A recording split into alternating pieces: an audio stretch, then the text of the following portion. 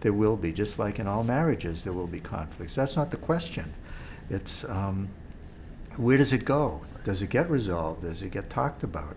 In the families I work with, I can think of, say, one couple I worked with where the woman came in and she said, my husband and I, have been running this business together for years, and we have these children. We've been together for 30 years, and we've never had a fight.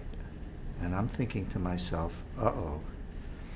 And then, the other week, he went out to buy a pack of cigarettes, and he didn't come back. And it's kind of obvious what happened. What happens when there isn't a resolution of all of these built-up conflicts and issues? So it's a given. There will be conflict in a marriage. There will be conflict in a family. But how does it get resolved? And do people feel safe enough to bring up the issues? Is there enough flexibility?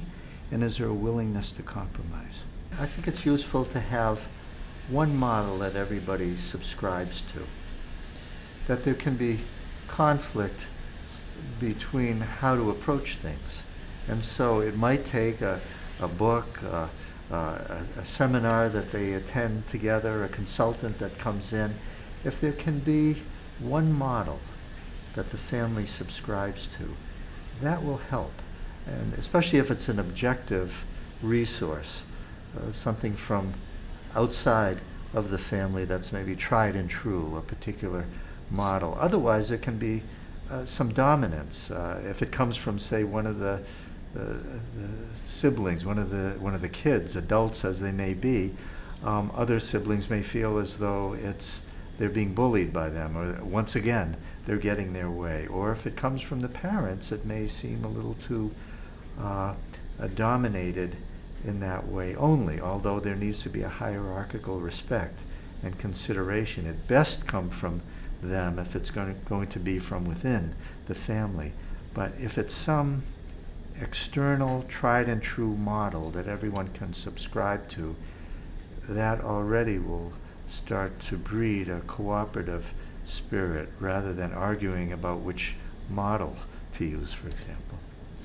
If I could identify the one most effective structure, mechanism, intervention, process that one could contribute to family businesses or family farm businesses, it would be the development of family councils. It is the one absolutely best broad spectrum antibiotic against conflict. It provides a place, a time, a structure, and a process for dealing with all kinds of issues, all the issues between the family and the business, or the family and the farm interface. It looks at the developmental life cycle of the individuals, where they are, what they need. It informs the family about what's happening in the business. It informs the business about what's happening in the family. You set aside the time. It is the agenda. Everyone's attention is focused on that. And it comes up regularly. I think family councils are one of the most powerful and effective methods for prophylactically preventing conflict, managing the conflicts that inevitably come up in disagreements, both in the financial area and in the family area, as well as any business decisions. And I think what families, if most families are guilty of, or is some level of secrecy, some level of ambiguity, not sure when to keep things private, not sure when to share. And this provides a venue to make it very normative, very admirable, and very healthy to be sharing those things and managing and addressing those conflicts right there. They don't have to worry about how they're going to talk about, or who they're going to talk about, what they're upset about with, or when, or how they're going to do it. There's a place for that, and it's all set up for them. And all they have to do is add themselves. In a safe, respectful environment, a number of options can arise.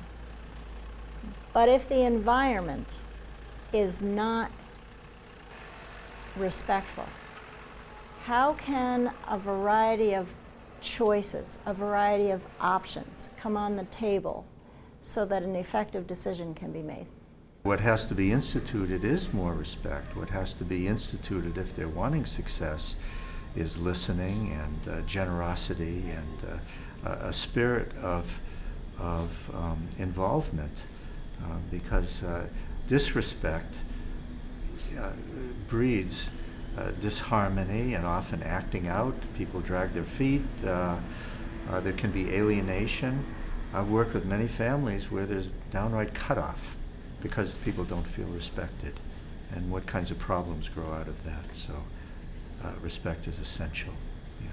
So I think a family's in trouble if there isn't respect, and they can look for ways to try to repair that, and that can be done on their own or with consultants or with professional help. I've seen a lot of changes in family therapy, family counseling, and there are professionals that can really help families if they can't resolve it on their own, and there's no shame in that. In fact, that takes a lot of courage to be willing to look at oneself. How can I change to make a difference? And if respect is the issue, which is very deep, that's a big problem if there isn't respect. Sometimes an outside person who can look objectively, listen to everybody's perspective, and start to help nurture and nourish a climate of respect that can be done.